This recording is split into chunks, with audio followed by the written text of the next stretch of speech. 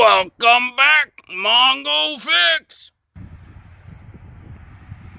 You know when you push the button, the door's supposed to unlock.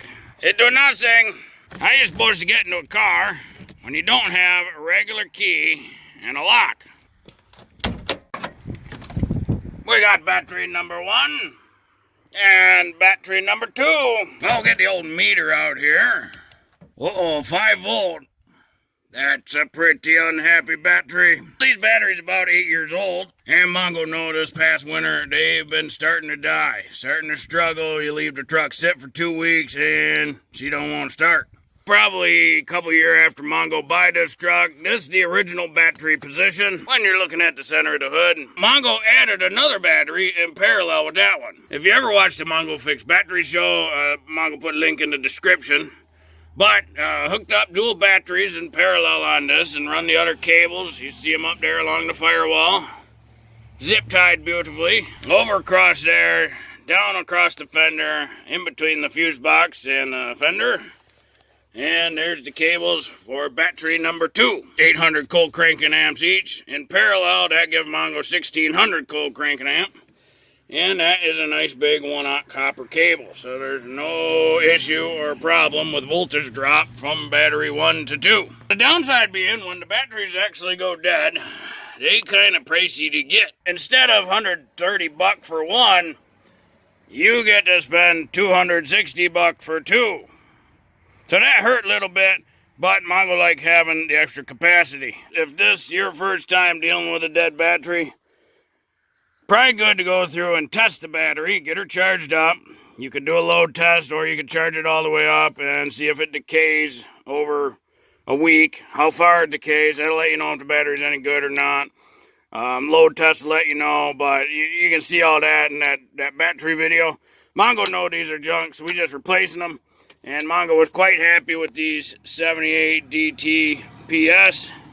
So got the same part number. The DT, or dual terminal, means that there's a top post and a side post. Mongo likes that option, especially for running dual batteries. And in case you ever got to jump the truck or something, you got another spot to grab onto. A lot of the older Chevys came with just the side post, and those were just horrible for trying to jump them. Mongo recommend the DT, the dual terminals. Of course, it depends if you got clearance. You got to be sure that, the terminal's not going to touch nothing from the body. We're gonna start with the second battery. We'll start by getting this little bracket out of the way. It's just a 10 millimeter.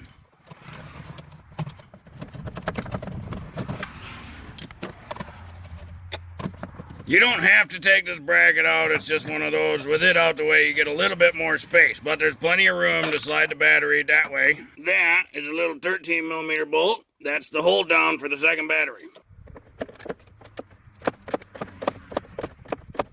And that's that little hold down. Gonna need some anti-sleeves going back in. The little side lugs, those are 8 millimeter, pretty standard. When you do this positive, be sure not to touch the body with the metal tools.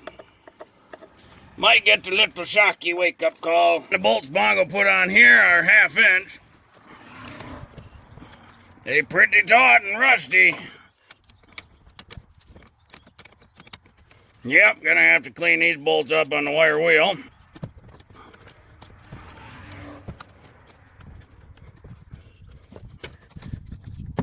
And now this positive is still connected to the other battery, so we want to make sure it doesn't flop over and hit the body. And now this battery can come out. If you ever want to run a second battery on your truck, this is actually the battery tray for a second battery. Mongo just put a little piece of rubber matting down there. Oh, she's getting rusty. So we just spray a little penetrating.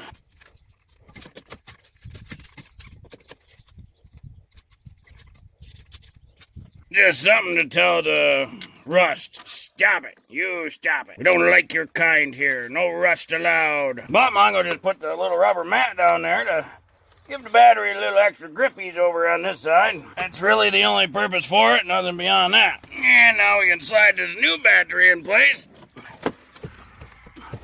And don't take those caps off till they're ready to hook up all the battery parts. Get the little anti-sleeves on our battery bolt. Mongo a little disappointed, didn't put anti-sleaze on in the beginning. And we'll slide that guy in the back. Little anti-sleaze and it threads so much easier. Give her a little wiggle, make sure it doesn't move.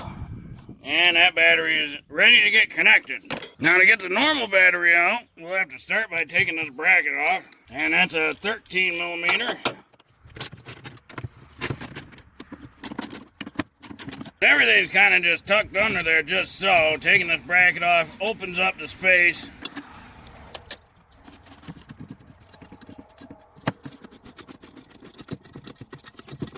Now we can disconnect our cables with a little 10 millimeter socket or wrench. Just be sure not to let the end of the metal wrench touch the body when you're doing the positive. Otherwise you get a little sparky. And be sure not to short the positive to the negative. And the side terminals, of course, are an 8 millimeter again. These ones, Mongo got the long ones with the spacer. So you got a good clamp on there for that look. But you can set it up however you'd like.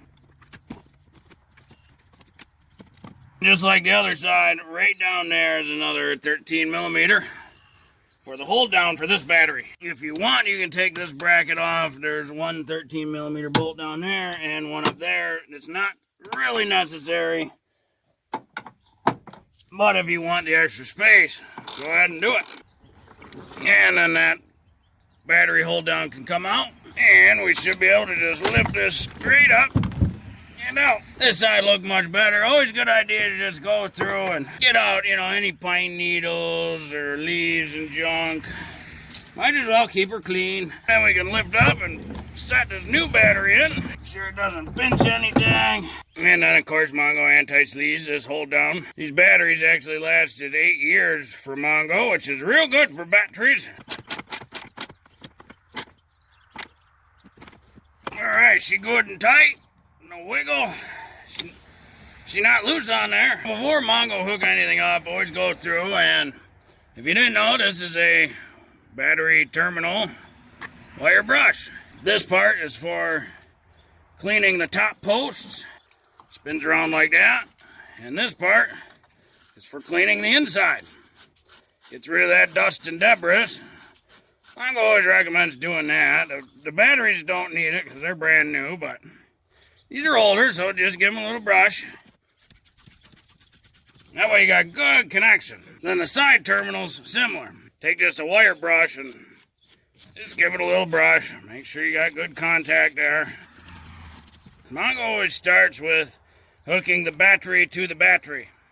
Hook up the vehicle last. You gotta make sure both ends are clear. There's nothing touching nothing. One at a time, we'll remove the little protective cover that came on the battery, and then start connecting the two batteries in parallel. We want to keep the 12 volt system, so we're going to connect the negative to the negative and the positive to the positive. If you don't remember, check out that battery show. Mongo will show you all about it. Mongo run a tap and die on them threads, hit them with the wire wheel. These clean up real good. Might as well do up a bunch of anti-sleaze. Pop up that negative cap. And then negative to negative, positive to positive. Use Mr. Magnet to install it. Now we can tighten it all down. Make sure there's no movement. So luckily nothing's still connected to the vehicle. Just battery to battery right now. And that's super helpful, at least for this, because there's no way to short to the body. Now one of those best practice things that when you hook up dual batteries, you want the negative of one battery to like the vehicle or something, and then the positive of the other battery to the vehicle, so that way it using the whole thing. Mongo don't have it wired that way. This battery is pretty much by itself, except it runs the little accessories. Off-road lights and whatever else Mongo wants to put there. But because they in parallel with a big 1/0 cable, there's plenty of power between them. There's plenty of current capability between them. And Mongo been running it 8 years, not had a single problem ever. So you don't have to do the best practice of The negative of one battery, positive of the other is where the loads are. As long as you have the right size cabling between, or bus bars, whichever. Mongo's gonna wire up the accessories to the side terminal, and that's just an 8mm. Now these two batteries are sharing a load for the lights. The lights are not on, so there's nothing going on. But they're sharing power now. Get the little anti-seize on these bracket bolts.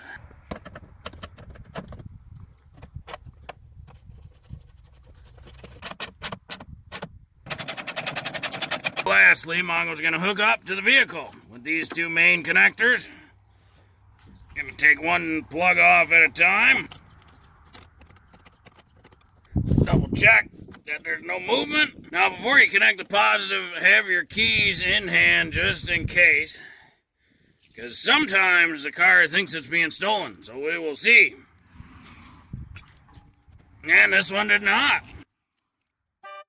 There she was. Just a little slow on that reaction, huh? Now we can tighten it back up. So that's, when the power's been disconnected for so long and you reconnect, the car panics, thinks it's being stolen, so you just gotta hit your unlock button. Quiets her back up, calms the car down, Gotta keep the cars calm. Finally, we can get our bracket back in.